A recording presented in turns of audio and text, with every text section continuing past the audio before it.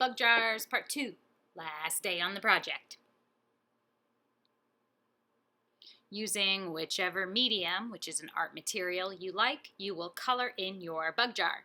Be sure to color solid and do not rush to color fast. So here's my bug jar. I have sped up my video and I'm starting off with markers here. So I'm going to start anywhere. So I'm starting with my praying mantis. Coloring his legs, because I don't want to get it confused with the tree branch behind him, or her. I haven't decided if it's a girl or a boy mantis. And coloring in my tree branch. So as you can tell, my video is sped up here. So I'm not rushing, it's just sped up. I want you to make sure you color solid and that you don't leave any white space in between your coloring marks. My paper's more of a cream color, manila they call it, so I'm gonna try my best to color without leaving any of the manila showing through, without any of the paper showing through. You don't have to color the area around your bug jar, but everything within the jar itself, including the jar, should be colored. So now I'm coloring in my rock, which was a little hard to see that it was a rock before I colored it, but now that it's gray, you can see that it's a rock, and I have that little dip there to hold water, so my bugs have water, and therefore it's blue.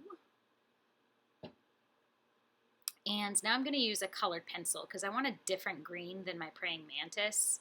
So these are the only markers I had with me, but I had a little bundle of color pencils. So it's got a lighter green, and I'm going to use that to color all my plant parts that are green with that.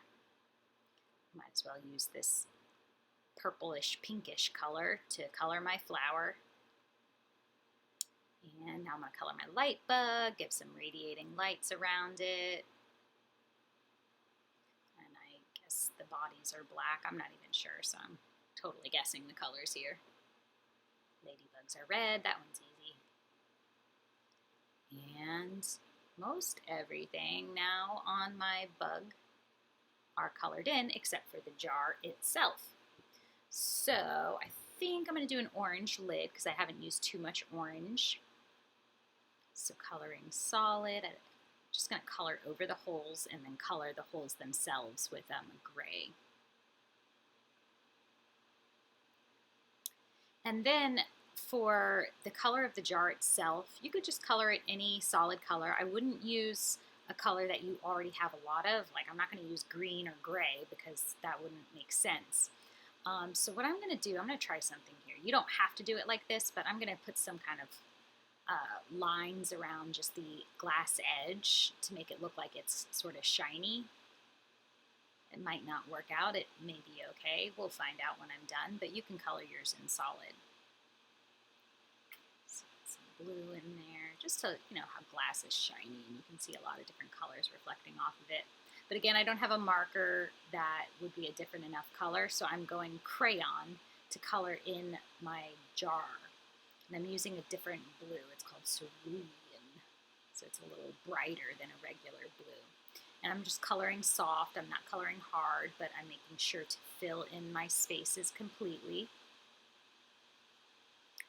And I think that those little stripy lines on the edge kind of made it look like reflective glass. Carefully coloring around. I don't want to color on top of my marker because that would cover it up. So coloring around. And there we go. Now I'm all done. So once your coloring is complete, ask your adult to photo your art and upload it to Artsonia.